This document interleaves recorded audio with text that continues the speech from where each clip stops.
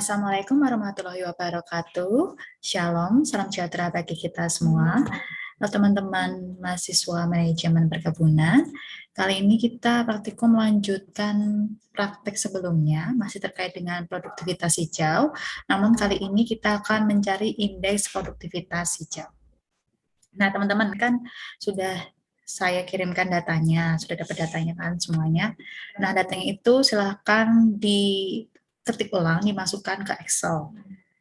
Dan perlu diperhatikan untuk pembeda desimal dan pembeda ribuan. Nah, itu perlu pakai titik komanya, harus diperhatikan ya, karena masing-masing Excel itu mempunyai sistem yang berbeda-beda untuk pembeda desimalnya. Kalau tempat saya pakainya titik, tapi bisa jadi tempat teman-teman itu pakainya koma. Jadi nanti tolong jangan disamakan dengan yang ada di data. Dimasukkan, diketik, sesuaikan dengan sistem Excel teman-teman. Baik, lalu teman-teman bisa langsung olah. Yang perlu teman-teman perhatikan adalah untuk satuan dibuat sama. Kalau di sini pakainya ton, maka semuanya samakan ton semua, gitu teman-teman. Nah, yang belum seperti liter, kilowatt hour, and then juga ada yang limbah udara ini tidak pakai ton, semua dikonversikan terlebih dahulu. Pertama, kita mencoba untuk mengkonversikan yang penggunaan bahan bakar. Ini kan tadi pakai liter ya, jadi kita konversikan ke ton dulu. Jadi 1 liter itu kalau dikonversikan ke kilogram itu sama dengan 1,328. Jadi kalau ini nilainya segini, berarti tinggal kita kalikan 1,328.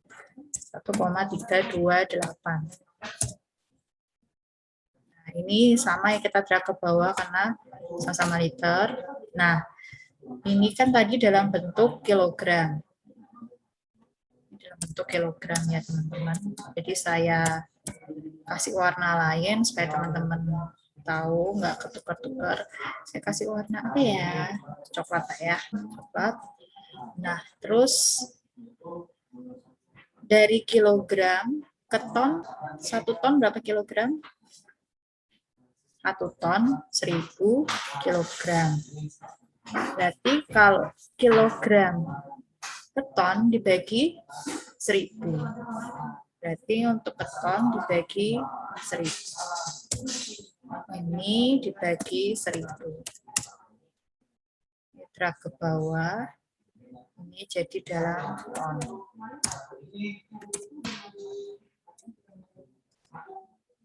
Dulu ya teman-teman, di jumlah untuk penggunaan bahan bakar. Jadi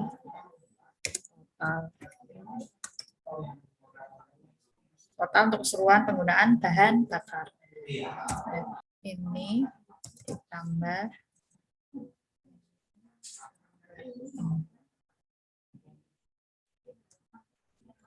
yang ton ya, jadi disamakan, yang dijumlahkan yang sama-sama satuannya. Berarti ini nanti dalam ton. Kemudian yang kedua perlu untuk dikonversi adalah yang penggunaan listrik. Kilowatt hour ini dijadikan ton. Nah, untuk konversi ini dijadikan ton itu nanti dikalikan 0,00086. 0,00086. Nah, ini dalam ton. Nah, untuk jumlah penggunaan energi berarti menjumlahkan keseluruhannya dari penggunaan bahan bakar, penggunaan listrik, juga penggunaan uap. Jadi jumlah dari total penggunaan bahan bakar ditambah penggunaan listrik ditambah penggunaan uap. Dan ini pokoknya semua harus dalam satuan yang sama. Jadi dalam ton. Ini saya merahkan ya teman-teman.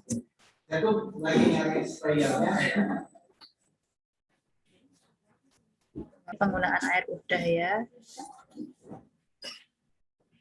Terus, nah selanjutnya untuk emisi limbah, yang pertama itu kita jumlahkan dulu untuk limbah padatnya.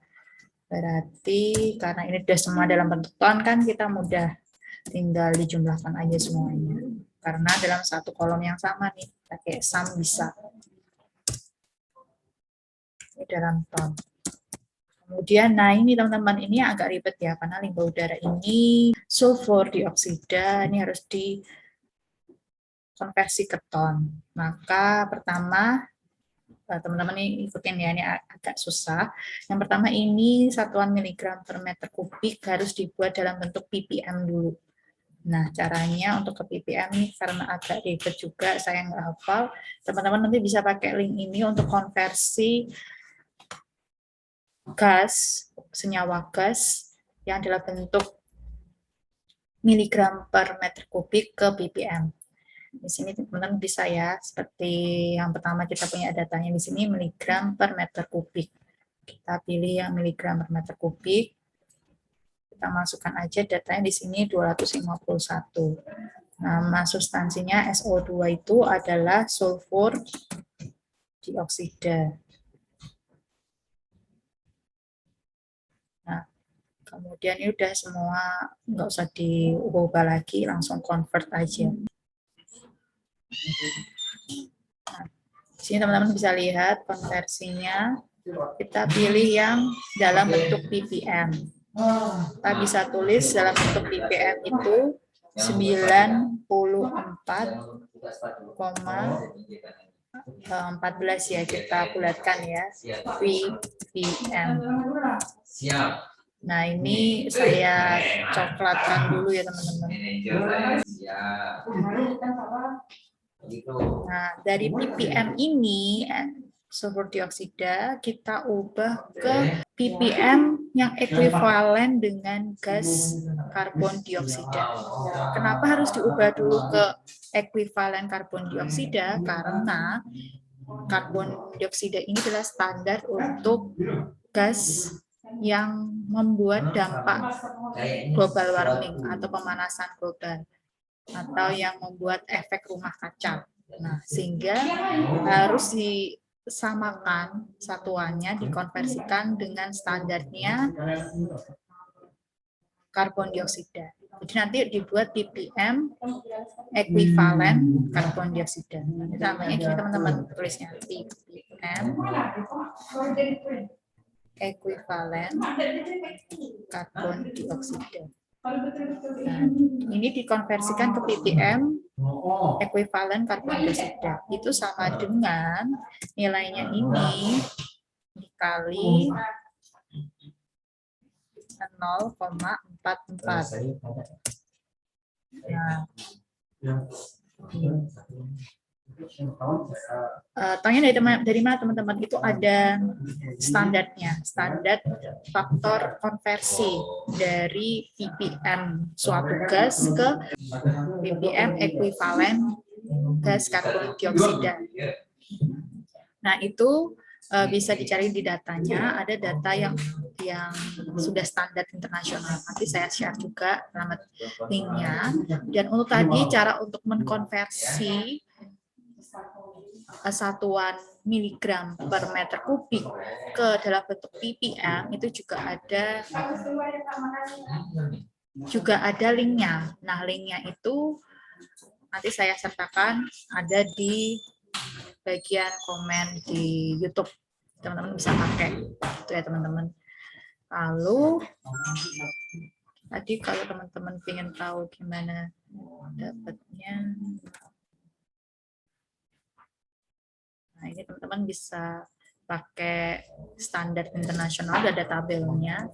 Kalau SO2 itu, ini teman-teman, SO2 itu kalau dijadikan faktor setara dengan karbon dioksida itu dikalikan 0,4. Lalu ini sudah selesai belum teman-teman? Belum ya, karena apa? Kita harus mengubahnya lagi ke dalam bentuk ton. Kenapa harus diubah di dalam bentuk ton? Karena supaya setara dengan satuan-satuan yang lainnya. Karena yang lain tadi sudah ton, kita juga ubah ini jadi dalam bentuk ton. Nah, kalau sudah dalam bentuk ppm ekuivalen dengan gas karbon dioksida, ini tinggal dikalikan untuk mengkonversi ke dalam bentuk ton. Kalau ppm ini ke ton, jadikan gigaton dulu ya teman-teman, gigaton itu sama dengan 17,3. Jadi ini dikalikan dengan 17,3. Ini sama dengan dalam bentuk gigaton. Nah, ini kan sudah dalam bentuk gigaton. Nah, kemudian kita ubah ke dalam bentuk ton. Kalau bentuk ton itu berarti ini dikalikan dengan 1 gigaton sama dengan berapa ton, teman-teman? 1 miliar.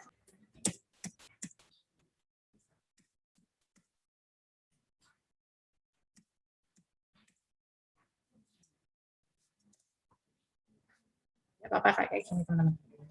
Nah, kalau udah semua dapat dalam bentuk ton, kita kalikan masing-masing sesuai dengan rumus untuk mendapatkan dampak lingkungan. Coba ya teman-teman, kita buka sama-sama buku petunjuk praktikumnya. Nah, pakai yang fungsinya teman-teman. GWG, limbah gas udara. Kayak ini. Kita copy terus pastekan ke sini. Kita rekap ya teman-teman. Best value seperti biasa, jangan lupa. Lalu WC, konsumsi air. Ini sudah dalam bentuk ton, kita copy pastekan. Kemudian EC, konsumsi energi.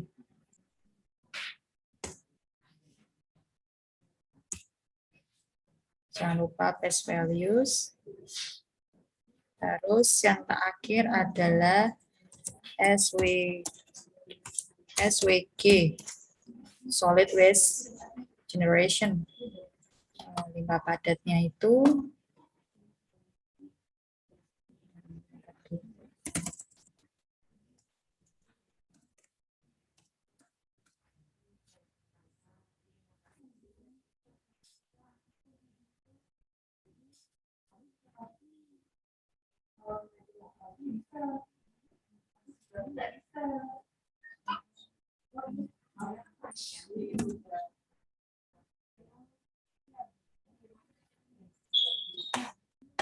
kita yang jumlah limbah padat ini tinggal di copy terus masukkan ke yang tadi untuk rekap itu. Teman-teman sudah punya best values ya. Nah, teman-teman berarti udah punya nilainya, terus bobotnya. GWG di situ di buku petunjuk praktikum 0,33, WC-nya 0,22, dan EC-nya 0,33, SWG-nya 0,11. Maka nilai dikali bobot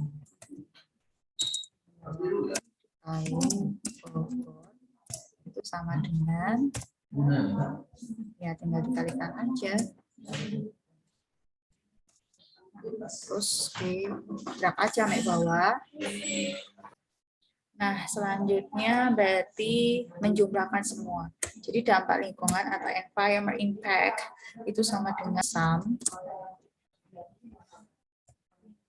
penjumlahan dari hasil perkalian nilai dengan bobot untuk setiap variabel. Nah, ini adalah nilai efek lingkungan, dampak lingkungan, environmental impact. Nah, teman-teman di sini dibaca itu ada terkait dengan nilai indikator ekonomi. Nomor 10 ya, dapat melalui pembagian total pendapatan dengan total biaya. Nah, tetapi terkadang ada data yang tidak mencantumkan berapa pendapatannya dan berapa biaya yang dikeluarkan. Nah, lalu bagaimana bisa mempergunakan nilai produktivitas yang lainnya, yaitu setara. Jadi bisa mempergunakan output dibagi input yang lainnya sebagai ganti nilai indikator ekonomi. Nah, ini kan teman-teman sudah ada nih nilai input dan outputnya. Kita mencari nilai produktivitas. Produktivitas itu sama dengan output dibagi input. Nah, jadi kita sudah mendapatkan nilai produktivitas. Nilai produktivitas ini nanti digunakan sebagai pengganti nilai indikator ekonomi. Nah, kalau sudah dapat nilai dampak lingkungan, kemudian juga sudah dapat nilai produktivitas, berarti kita bisa mendapatkan nilai indeks produktivitas hijau. Bagaimana cara mendapatkan nilai indeks produktivitas hijau? Nilai IPH didapatkan dengan nilai indikator ekonomi, atau kalau kita adalah nilai produktivitas dibagi dengan nilai dampak lingkungan.